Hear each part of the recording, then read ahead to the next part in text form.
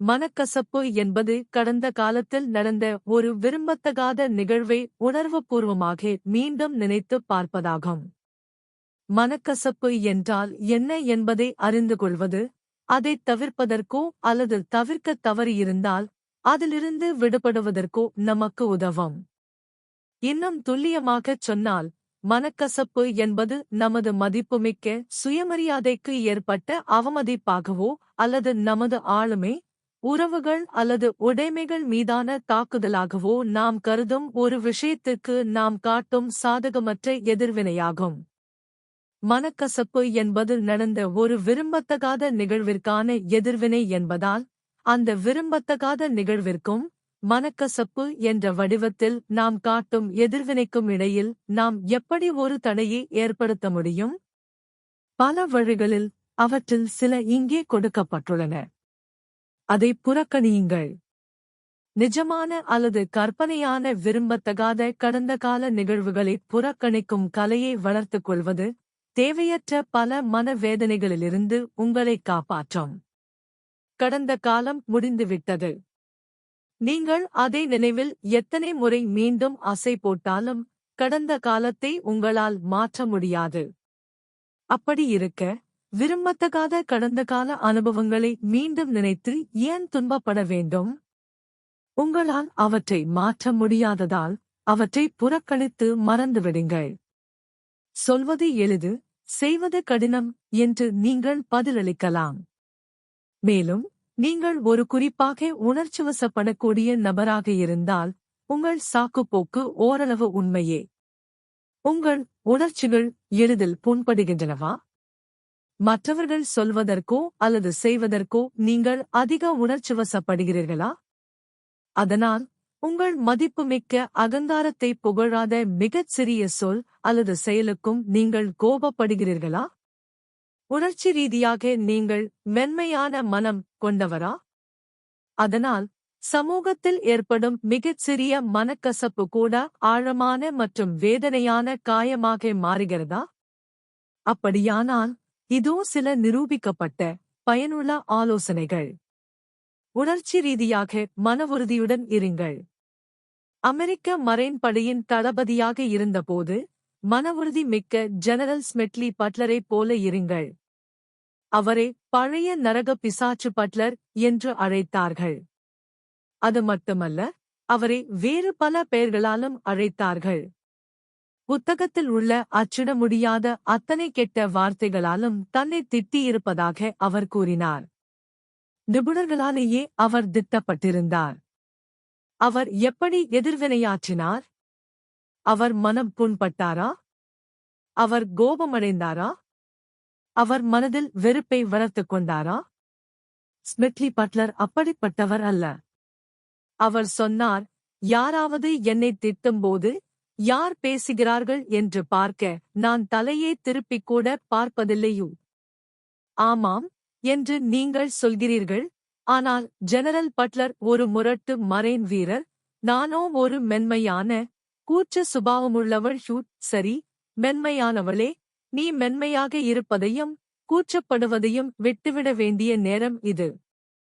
அதைச் செய்வதற்கு நீ ஒரு மரைன் ஜெனரலாக இருக்க வேண்டிய அவசியமில்லை. நீங்கள் பெர்னார்ட் பரீட்சை போல வயதான, அமைதியான, மரியாதைக்குரிய, புகழ்பெற்ற ஒரு கனவானாக இருக்கலாம். அவர் 6 அதிபர்களுக்கு அமைதியாகவும் புத்திசாலித்தனமாகவும் ஆலோசனை வழங்கினார். புத்திசாலியும் சிந்தனைமிக்கவருமான பெர்னார்ட் பரீட்சை உங்களுக்கும் ஆலோசனை வழங்கட்டும். அவர் கூறினார், எந்த மனிதனாலும் என்னை அவமானப்படுத்தவோ அல்லது தொந்தரவு செய்யவோ முடியாது. நான் அவனை அனுமதிக்க மாட்டேன். இதுதான் மனக்கசப்பு உங்களை உணர்ச்சி ரீதியாக பாதிக்கும் முன் அதைத் தடுக்கும் வழி. யாரையும் உங்களை அவமானப்படுத்தவோ அல்லது தொந்தரவு செய்யவோ அனுமதிக்காதீர்கள். உங்கள் உடலுக்கு வெளியே வெப்பநிலை உறைபனிக்கு கீழே இருந்தாலும் சரி அல்லது 120 டிகிரி வெப்பமாக இருந்தாலும் சரி, உங்கள் உடலில் உள்ள ஒரு உள்ளமைக்கப்பட்ட வெப்பநிலை மையம் 98.6 டிகிரி உடல் வெப்பநிலையை பராமரிக்கிறது. உங்கள் ஆழ்மனதின் முன் மனப்படங்களை உணர்வுபூர்வமாக வைத்திருங்கள்.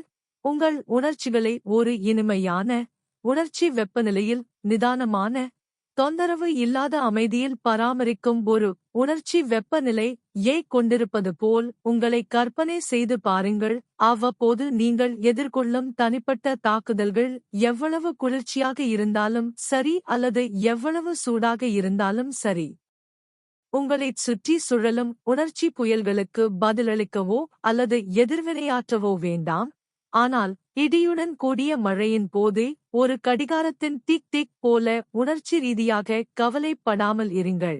மனக்கசப்பு உணர்வுகளை வளர்த்துக் கொள்வதைத் தவிர்ப்பதற்கான மற்றொரு வழி, சிறந்த பிரெஞ்சு தத்துவஞானியான மாண்டேனின் வாழ்க்கை தத்துவத்தை ஏற்றுக்கொள்வதே ஆகும். ஒரு மனிதன் நடக்கும் நிகழ்வுகளால் அல்ல, மாறாக அந்த நிகழ்வுகளைப் பற்றிய தனது அபிப்பிராயத்தாலேயே அதிகம் காயப்படுகிறான். ஏதேனும் ஒரு புறக்கணிப்பு அல்லது எரிச்சலாகிய சிறு விஷயத்தை வைத்து மனக்கசப்பு என்ற ஒரு பெரிய மலையை உருவாக்காதீர்கள். ஒவ்வொரு அவமானமான வெட்டினாலும் உணர்ச்சி ரீதியாக இரத்தம் வடிய விடாதீர்கள். யாராவது உங்களை மனதளவில் காயப்படுத்த முயன்றால், அந்த முயற்சி உங்கள் மன அமைதியிலும் மனப்பான்மையிலும் ஒரு சிறு கீறலை கூட ஏற்படுத்த அனுமதிக்காதீர்கள். நினைவில் கொள்ளுங்கள், உங்கள் வெறுப்பு நீங்கள் யாரை வெறுக்கிறீர்களோ அவர்களை பாதிக்காது. அது உங்களை மட்டுமே காயப்படுத்துகிறது. அப்படி இருக்க, ஏன் வேண்டுமென்றே உங்களையே காயப்படுத்திக் கொள்ள வேண்டும்? மற்றவர்களின் புகைப்படத்தில் மனதளவில் ஊசியால் குத்துவது அவர்களை சிறிதும் காயப்படுத்தாது. மாறாக, சீக்கிரத்திலோ அல்லது பின்னரோ நீங்களே உங்களை குத்திக் கொள்வீர்கள். உங்கள் எதிரிகளை உங்களால் நேசிக்க முடியாவிட்டாலும், குறைந்தபட்சம் உங்கள் எதிரிகள் உங்கள் மகிழ்ச்சியையும் மனநிலையையும் ஆரோக்கியத்தையும் கட்டுப்படுத்த அனுமதிக்காத அளவுக்கு உங்களையே நேசியுங்கள். ஆகவே, மனக்கசப்பை ஏற்படுத்தும் ஒரு சூழ்நிலை ஏற்படும்போது அதை புறக்கணித்து மறந்துவிடுங்கள். உங்களை நீங்களே மிகவும் தீவிரமாக எடுத்துக் கொள்ளாதீர்கள். மற்றவர்களையும் அவர்கள் சில சமயங்களில் செய்யும் எரிச்சலூட்டும் விஷயங்களையும் கூட மிகவும் தீவிரமாக எடுத்துக் கொள்ளாதீர்கள். வேறு எதையாவது பற்றிச் சிந்தியுங்கள். உங்கள் மனத்தால் ஒரே நேரத்தில் 2 வெவ்வேறு எண்ணங்களை தாங்க முடியாது. எனவே, உங்கள் மனதில் உருவாகும் மனக்கசப்பை தவிர வேறு எதிலாவது கவனம் செலுத்துங்கள். சுறுசுறுப்பாக இருங்கள். வேலை அல்லது சுறுசுறுப்பான விளையாட்டுகளில் உங்களை ஈடுபடுத்திக் கொள்ளுங்கள். மனக்கசப்பு மீண்டும் மீண்டும் தொந்தரவு செய்ய முயன்றால் அதன் முகத்தை பார்த்துச் சிரியுங்கள். மேலும் மனதிற்குள், "போ போ, நான் வேலையாக இருக்கிறேன், என்னைத் தொந்தரவு செய்யாதே" என்று சொல்லுங்கள். மனக்கசப்புக்கு ஆளாக முடியாத அளவுக்கு பெரிய மனதுடன் இருங்கள். நமது முன்னாள் ஜனாதிபதி டுவைட் ஐசனோவரின் தத்துவத்தை பின்பற்றுங்கள். உங்களுக்கு பிடிக்காதவர்களைப் பற்றி சிந்தித்து ஒரு நிமிடத்தையும் வீணாக்காதீர்கள். ஆனால், ஒரு மனக்கசப்பு ஏற்கனவே வேரூன்றிவிட்டால் என்ன செய்வது? அதை எப்படி அகற்றுவது? முந்தைய பக்கங்களில் விவரிக்கப்பட்டுள்ள மனக்கசப்பை தவிர்ப்பதற்கான முறைகள் ஏற்கனவே நிலைபெற்ற மனக்கசப்பை அகற்றவும் உங்களுக்கு உதவும் என்பதை நீங்கள் காண்பீர்கள். பெரும்பாலான மக்கள் தங்களுக்கு சில மனக்கசப்புகள் இருப்பதை வாழ்க்கையின் இயல்பான ஒரு பகுதியாக ஏற்றுக்கொள்கிறார்கள். மனக்கசப்புகள் நீடித்த மகிழ்ச்சியின்மைக்கும் மற்றும் அதைவிட மோசமான விளைவுகளுக்கும் காரணங்களாக இருக்கின்றன என்பதை அவர்கள் உணரும்போதுதான் தற்போதைய மனக்கசப்புகளிலிருந்து விடுபடவும் எதிர்காலத்தில் அனைத்து மனக்கசப்புகளையும் தவிர்க்கவும் அவர்கள் தீர்மானிக்கிறார்கள். எனவே, இந்த அத்தியாயத்தை மீண்டும் படியுங்கள். மனக்கசப்பு உண்மையில் என்ன? அது உங்களுக்கு என்னென்ன மகிழ்ச்சியின்மையை கொண்டு வரும்? அதை எப்படி தவிர்ப்பது என்பதை இது விளக்குகிறது.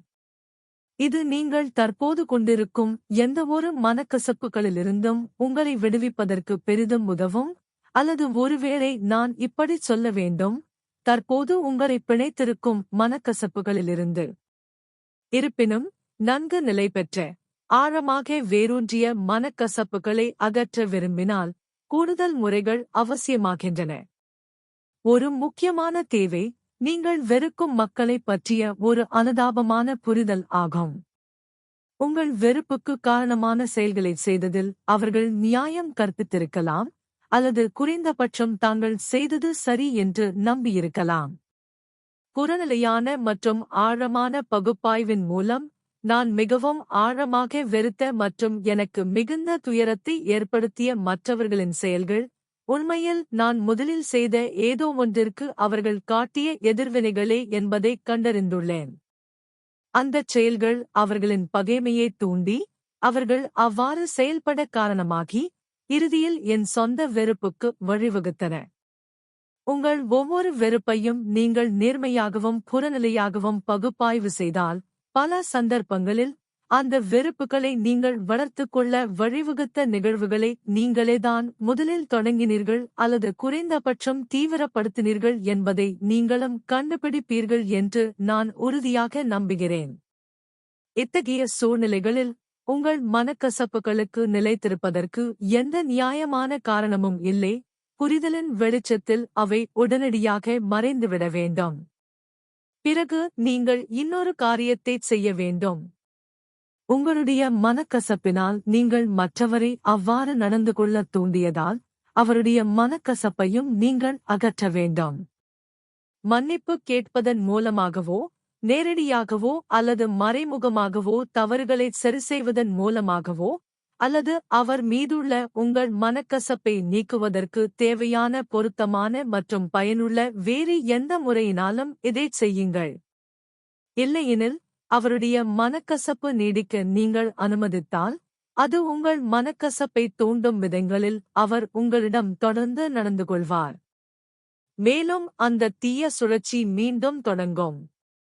வேறு பல சமயங்களில் உங்கள் மனக்கசப்பிற்கு காரணமான அவமானங்கள், புறக்கணிப்புகள், முரட்டுத்தனம் அல்லது பிற தொந்தரவுகள் அனைத்தும் வேண்டுமென்றே செய்யப்பட்டவை அல்ல என்பதைக் காண்பீர்கள். மாறாக, அவை நம் ஒவ்வொருவரும் நமது சொந்த எண்ணங்கள், திட்டங்கள், பிரச்சனைகள் மற்றும் விவகாரங்களில் மூழ்கியிருக்கும் மனித இயல்பிலிருந்து எழுகின்றன. அவர்கள் உங்களை மிகுந்த உற்சாகத்துடன் வரவேற்றால் நீங்கள் எவ்வளவு மகிழ்ச்சியடைவீர்கள் என்பதைப் பற்றி மற்றவர்கள் அநேகமாக சிந்திப்பதில்லை. நான் அன்புடன் வரவேற்கப்பட்டாலும், அலட்சியமாக வரவேற்கப்பட்டாலும், அல்லது வரவேற்கப்படாமலேயே இருந்தாலும், அதனால் எந்த வித்தியாசமும் இல்லை என்பதை நான் கற்றுக்கொண்டேன்.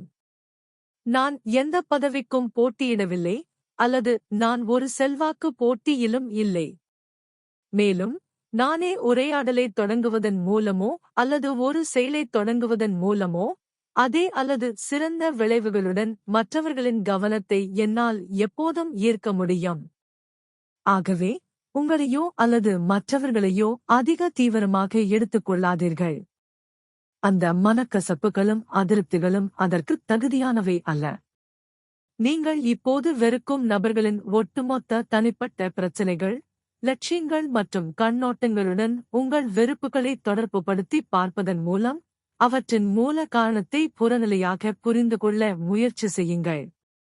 அவர்களின் கண்ணோட்டத்தில் நீங்கள் வெறுக்கும் செயல்களை செய்ததில் அவர்கள் நியாயப்படுத்தப்பட்டிருக்கலாம், அல்லது தாங்கள் நியாயப்படுத்தப்பட்டதாக நம்பியிருக்கலாம் என்பதை நீங்கள் காண்பீர்கள். பின்னர், தேவையான சுய கட்டுப்பாட்டுடன், உங்கள் வெறுப்புகள் அவை தகுதியான மனதிற்குள் மறைந்துவிடும் என்பதை நீங்கள் காண்பீர்கள்.